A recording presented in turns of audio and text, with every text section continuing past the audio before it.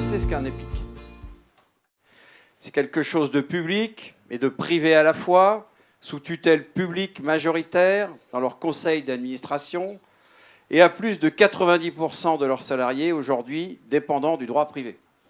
En 1921, nous sommes en Côte d'Ivoire. Il y a un établissement public qui assure, via le bac des LOCA, des transports côtiers pour transporter notamment des différentes marchandises.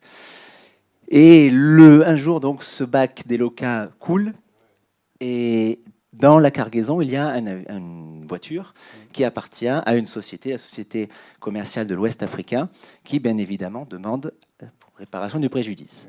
Le tribunal des conflits dit « Vous devez être jugé comme n'importe quelle entreprise commerciale lorsque l'affaire porte sur votre activité commerciale. » Alors, la loi, ensuite, va reprendre la notion d'EPIC, mais jamais pour le définir véritablement. Par contre, la jurisprudence, effectivement, va s'étoffer. Et donc, à partir de 1945, on va voir fleurir un certain nombre d'établissements publics industriels et commerciaux. En 1945, on ne crée pas que des EPIC. On crée aussi des sociétés nationales. À l'époque, il y avait vraiment ces idées idéologiques, cette dimension idéologique de l'EPIC, qui était le nouveau cadre de vie des nationalisations. Au milieu des années 80, il va y avoir effectivement un bouleversement juridique, c'est la création du marché unique. Avec l'acte unique européen puis le traité de Maastricht, on passe du marché commun au marché unique. Qui dit marché unique dit aussi règles communes entre les différents États. Et il va y avoir un grand principe, bien sûr, des institutions européennes, qui est la concurrence libre et non faussée. Et c'est là que ça commence un petit peu à coincer, parce que vis-à-vis de l'Union européenne, les EPIC présentent plusieurs défauts, notamment la fameuse garantie limitée de l'État, qui fait qu'un EPIC, concrètement, ne peut pas faire faillite.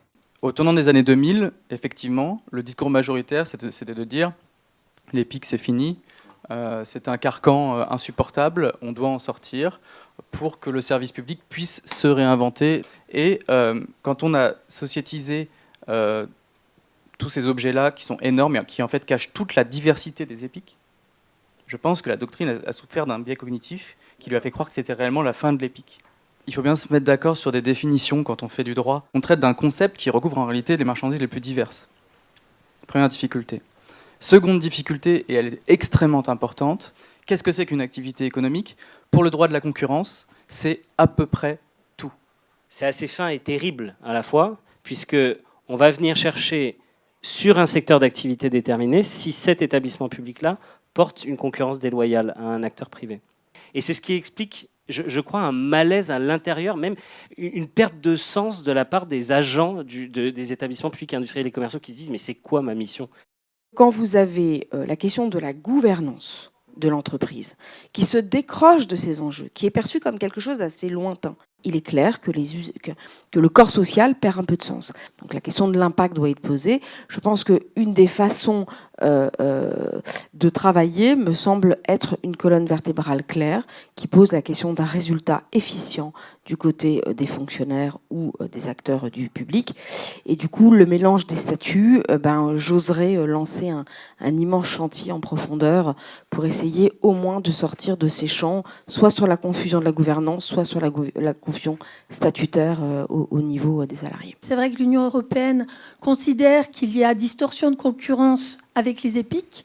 J'ai envie de dire qu'au contraire, l'EPIC rétablit à la concurrence. Parce que, dans le sens contraire, il y aurait distorsion de concurrence en défaveur de l'EPIC, parce que l'EPIC réalise des missions d'intérêt général. Et tout ça ne serait pas pris en compte par des entreprises qui n'ont que l'intérêt financier. On est face à des choix politiques, c'est clair. Ce n'est pas une histoire simplement de droit. Le droit fait ce que le politique dicte. Mais est-ce qu'il n'est pas temps aujourd'hui de dire ça n'est plus à l'EPIC de s'adapter, c'est au droit de l'Union de s'adapter à ce qu'on appelle un peu l'exception culturelle française. L'État, dans son mode de fonctionnement, n'a jamais vraiment choisi entre son rôle de statut actionnaire, son rôle de régulateur ou son rôle de stratège. Et quand vous regardez bien comment le ministère des Finances parle aux EPIC, il lui parle à travers 4 missions prioritaires. Il lui parle à travers la DGFiP, Direction Générale des Finances. Il lui parle à travers le contrôle de gestion et budgétaire, la CGFI.